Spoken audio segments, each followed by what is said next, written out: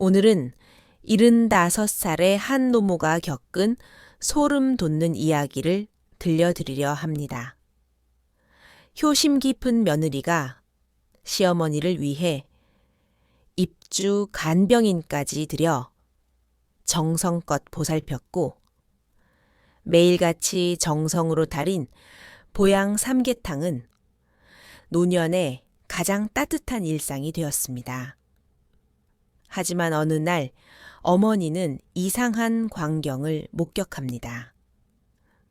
먹다 남은 음식을 줄 때마다 꼬리를 흔들던 충성스러운 노견 복구가 유독 그 삼계탕 앞에서는 경계하며 으르렁거리는 것이었습니다.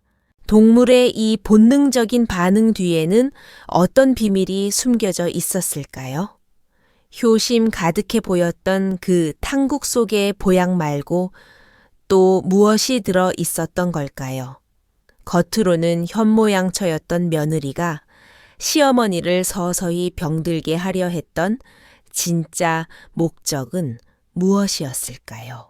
오늘 우리는 한 노모가 강아지의 이상 행동을 통해 치명적인 음모를 알아차리고 자신의 75번째 생일 잔칫날에 완벽한 덫을 놓아 자신을 해치려 했던 이들에게 가장 충격적인 방역을 날린 드라마틱한 이야기를 시작해 보겠습니다.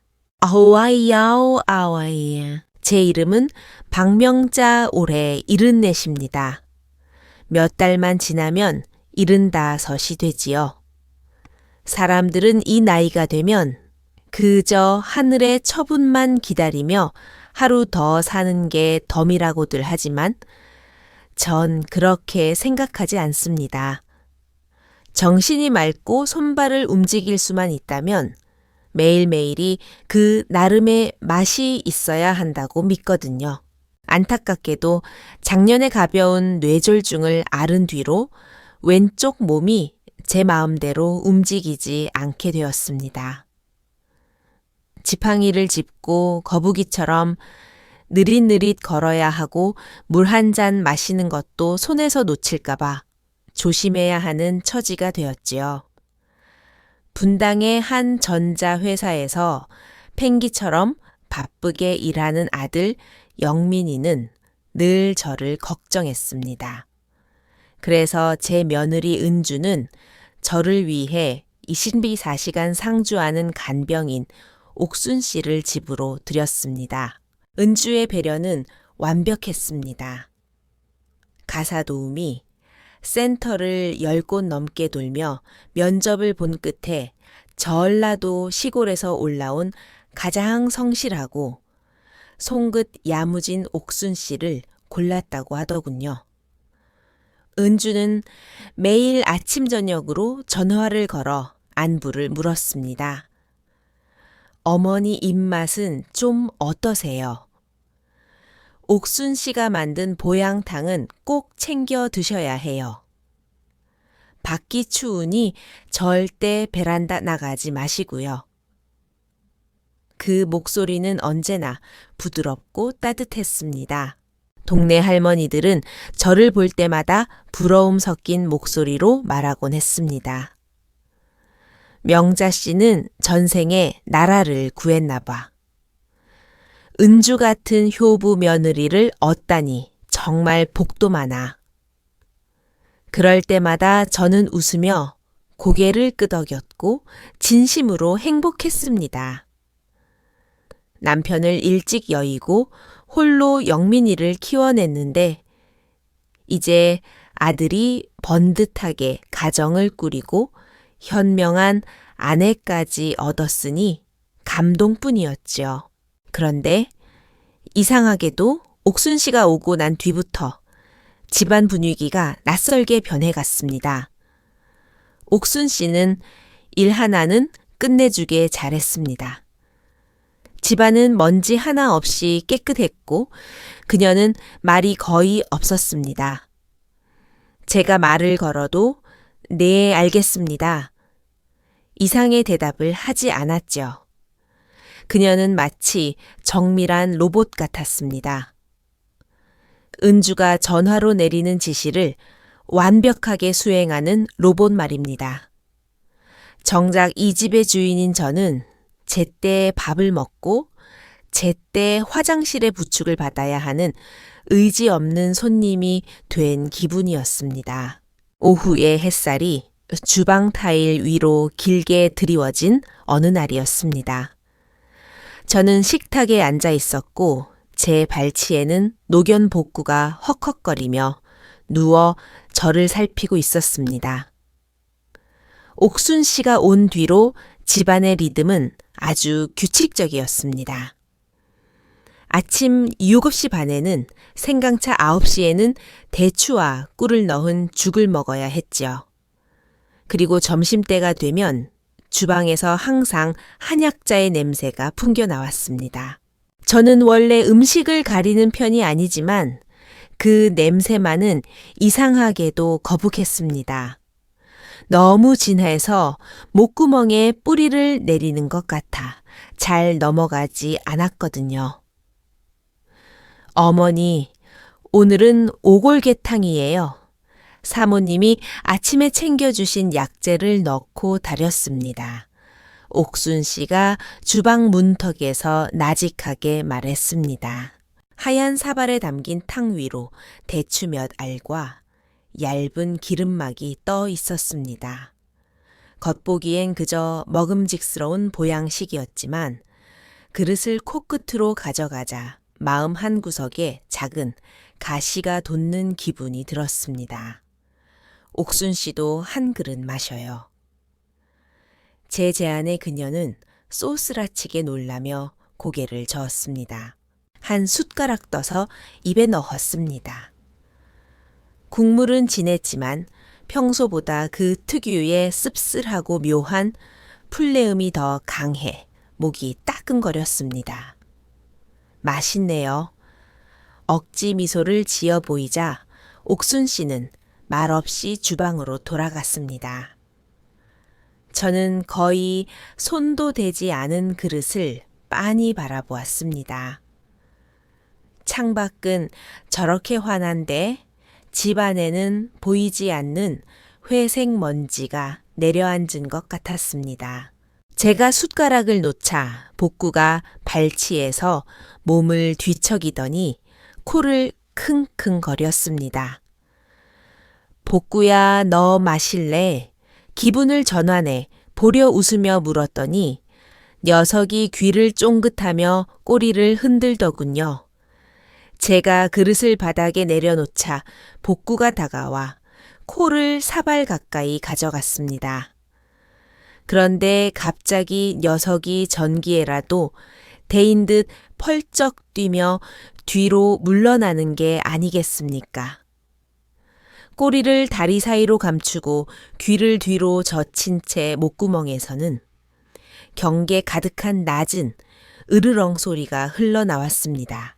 저는 얼어붙고 말았습니다. 10년을 키운 녀석입니다. 먹을 것이라면 사족을 못 쓰고 누구에게나 온순한 개였습니다. 지난달 아이들에게 꼬리를 밟혔을 때도 깨갱거릴 뿐 물지 않았던 녀석이 지금 마치 눈앞의 음식을 치명적인 위험 물질이라도 되는 양대하고 있었습니다. 복구야. 제가 나직이 불렀지만 녀석은 거실 구석으로 도망쳐 털을 세운 채 그 사발을 노려보았습니다. 저는 천천히 그릇을 들어 다시 냄새를 맡았습니다. 변한 건 없었지만 뒷덜미가 서늘해졌습니다. 어머니, 입에 안 맞으세요. 등 뒤에서 들려온 옥순 씨의 목소리에 저는 그릇을 떨어뜨릴 뻔했습니다. 간신히 심장 박동을 누르며 대답했습니다. 좀 뜨거워서 식혀 마시려고요. 그날 저녁 저는 몸이 좋지 않다며 식사를 거부했습니다. 밤이 깊어지자 거실은 비정상적일 만큼 고요했습니다. 옥순 씨는 방으로 들어갔고 복구는 제 발치에 웅크리고 누웠지만 저는 도무지 잠이 오지 않았습니다. 저는 지팡이에 의지해 살금살금 주방으로 향했습니다. 베란다에 내놓은 사발 속의 탕은 차갑게 식어 기름이 엉겨 붙어 있었습니다. 마치 버려진 증거물처럼 말이죠. 저는 조심스럽게 그 탕을 빈 병에 담아 장바구니 깊숙이 숨겼습니다. 가슴이 터질 듯 뛰더군요. 70 넘은 노인네가 한밤중에 삼계탕 국물을 훔치다니 첩보 영화라도 찍는 기분이었지만 직감이 속삭였습니다. 이걸 모른 척하면 내 인생은 끝이다. 저는 코트를 걸치고 몰래 집을 나섰습니다. 아산병원 응급실로 향하는 택시 안에서 창밖의 불빛들을 바라보며 다짐했습니다. 예전에 아들 하나 믿고 시골에서 상경해 밤낮 없이 일하던 그때의 눈빛을 되찾기로요. 응급실 간호사는 제 이야기를 듣더니 의아해했지만 곧 의사 선생님을 불러주었습니다. 어머니 어디가 불편하세요? 의사의 물음에 저는 병을 내밀며 말했습니다. 집에서 달인 약탕을 마시고 나면 자꾸 어지럽고 잠만 쏟아져서요. 확인 좀 부탁합니다. 결과는 다음날 아침에 나왔습니다. 담당 의사의 표정은 어젯밤보다 훨씬 심각했습니다. 박명자님, 혈액 검사 결과 진정제와 정신과 약물 성분이 과다 검출되었습니다. 일반적인 보약에서는 절대 나올 수 없는 양이에요. 보내주신 액체에서도 같은 성분이 확인됐습니다. 순간 심장이 멎는 것 같았습니다. 누군가 내 음식에 약을 타고 있었다니. 이걸 계속 먹으면 어떻게 되나요? 의사는 제 눈을 똑바로 쳐다보며 말했습니다. 인지 능력이 급격히 떨어지고 의식이 흐려집니다. 치매로 오인받기 딱 좋은 증상이죠. 이렇게 되면 재산권이나 신변 결정권을 박탈당할 수도 있습니다. 어머니 경찰에 신고하시는 게 좋겠습니다. 저는 병원을 나와 햇살을 맞았지만 몸은 얼음장처럼 차가웠습니다. 집으로 돌아오자 옥순 씨가 아무렇지 않게 웃으며 맞이하더군요. 저는 일단 방으로 들어가 그녀를 불렀습니다. 그리고 문을 걸어 잠갔습니다. 옥순 씨의 얼굴에 당혹감이 서렸습니다. 저는 아무 말 없이 병원에서 받은 검사 결과지를 그녀 앞에 밀어 넣었습니다. 붉은 글씨로 적힌 성분명들이 칼날처럼 그녀의 위장을 찔렀겠지요. 옥순 씨의 얼굴이 순식간에 흑빛으로 변하더니 제 앞에 무릎을 꿇고 빌기 시작했습니다. 사모님 잘못했습니다. 죽을 죄를 지었습니다. 제발 신고만은 하지 말아주세요. 저는 차갑게 물었습니다. 강은주가 시킨 거지 내 아들 영민이도 알고 있나.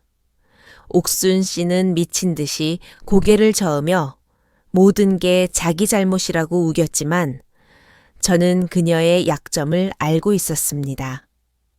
옥순 씨 남부 지방에서 중학교 다니는 딸이 있다고 했죠.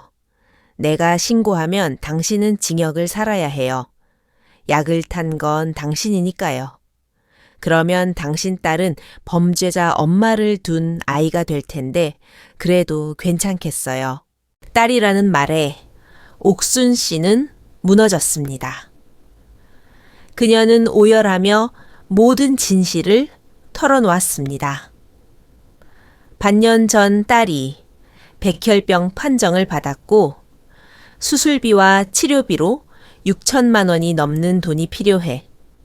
절망하던 찰레 며느리 은주가 접근했다는 것이었습니다. 사모님이 그러셨어요. 미국산 고급 영양제인데 노인들 마음을 차분하게 해주는 거라고. 그냥 좀 멍해지게만 하면 딸 치료비를 다 대주겠다고요. 저는 그 어리석음에 화가 났지만 한편으로는 자식을 위해 영혼을 판 어미의 마음이 보여 씁쓸했습니다.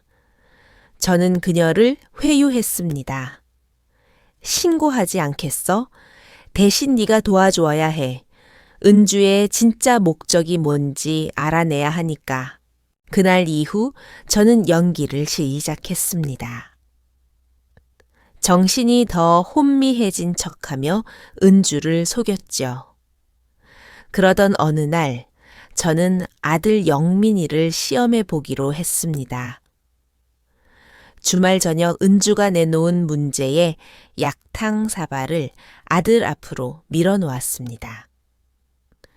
영민아, 요즘 회사 일로 힘들지 며느리가 나 먹으라고 만든 건데 네가 마시렴.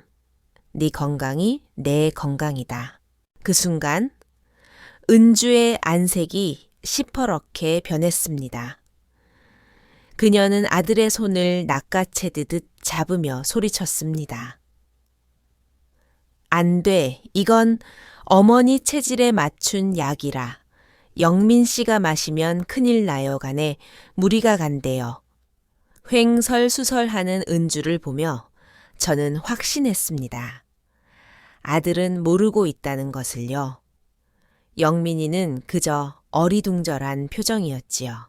저는 옥순 씨에게 소형 녹음기를 건네며 은주와의 대화를 녹음하라고 지시했습니다. 며칠 뒤 녹음기에는 충격적인 내용이 담겨 있었습니다. 옥순 언니 약 용량을 2배로 늘려요. 다음 주 생신 잔치 전까지 자기 이름도 못 쓰게 만들어야 하니까. 그래야 치매 판정받고 영민 씨 명의로 집을 옮긴 다음에 처리할 수 있다고. 더 가관인 것은 그 뒤에 말이었습니다. 영민 씨요? 그 고지식하고 멍청한 인간이랑 내가 평생 살 줄 알았어. 나 이미 만나는 사람 있어. 그 사람은 영민이보다 100배는 더 부자고 나를 잘 안다고. 이 집만 팔리면 바로 이혼할 거야. 저는 어둠 속에서 녹음을 들으며 치를 떨었습니다. 제가 사랑했던 며느리는 괴물이었습니다. 저는 사설 탐정을 고용해 은주의 내연남을 조사했습니다. 그런데 결과는 더 기막혔습니다. 내연남은 바로 영민이가 가장 믿는 친구이자 회사 동료인 임준석이었습니다. 그는 영민이의 승진을 가로채기 위해 은주와 짜고 고객 정보를 빼돌리기까지 했더군요. 드디어 제 75번째 생일 잔칫날이 되었습니다. 저는 서울의 유서 깊은 한식당을 빌려 친척과 지인들을 모두 초대했습니다. 은주는 고운 한복을 입고 제 곁에서 효부 흉내를 냈지요. 어머니 만수무강하세요. 그 가식적인 목소리가 귓가에 울릴 때마다 구역질이 났습니다. 연호의 중간 제가 마이크를 잡았습니다. 오늘 와주신 모든 분께 감사합니다. 특히 제 며느리 은주에게 고맙다는 말을 하고 싶군요. 은주야 덕분에 나는 세상에서 가장 무서운 독은 비소가 아니라 효도라는 탈을 쓴 사람의 마음이라는 걸 배웠단다. 순간 장내에 정적이 흘렀고 저는 미리 준비한 녹음 파일을 대형 스피커로 틀었습니다. 은주의 표독스러운 목소리가 잔치상 위로 쏟아졌습니다. 약 용량 늘려. 영민이는 멍청한 인간이야. 집 팔면 바로 이혼할 거야. 은주는 사색이 되어 주저앉았고 하객들 틈에 앉아있던 임준석도 얼굴이 허예져 도망치려 했습니다. 저는 탐정이 조사한 승진 방해와 불륜 증거물들을 스크린에 띄웠습니다. 아들 영민이는 넋이 나간 채 눈물만 흘리고 있었습니다. 영민아, 똑똑히 보거라. 네가 믿었던 아내와 친구가 너를 어떻게 도살장으로 끌고 가려 했는지. 잔치는 그렇게 끝났습니다. 저는 은주를 형사 고소하지 않는 대신 모든 재산을 포기하고 아들에 대한 접근 금지 및 친권 포기 각서를 쓰게 했습니다. 제 손자의 앞날에 살인 미수범 어머니라는 낙인을 찍고 싶지는 않았으니까요. 그것이 제가 베풀 수 있는 마지막 자비였습니다.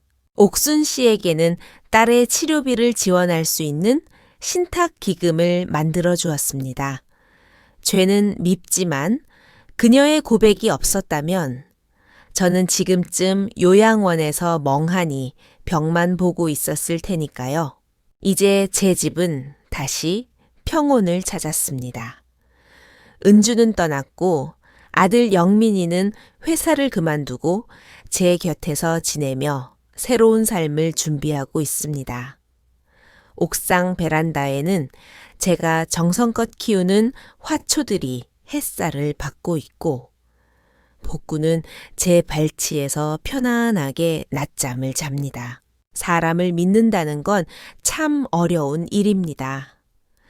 하지만 나이가 들어도 자신의 직관을 믿고 스스로를 지킬 힘이 있다면 어떤 거친 파도도 이겨낼 수 있습니다. 저는 이제 제 75번째 인생을 진짜로 시작해 보려 합니다. 누군가가 떠먹여주는 독이 든 탕이 아니라 제가 직접 지은 소박하고 건강한 밥상을 마주하면서 말이죠. 박명자의 이야기는 여기까지입니다. 여러분은 이 노모의 선택을 어떻게 보시나요? 며느리를 용서하지 않고 대중 앞에서 폭로한 것이 너무 가혹하다고 생각하시나요? 아니면 정당한 방어였다고 보시나요?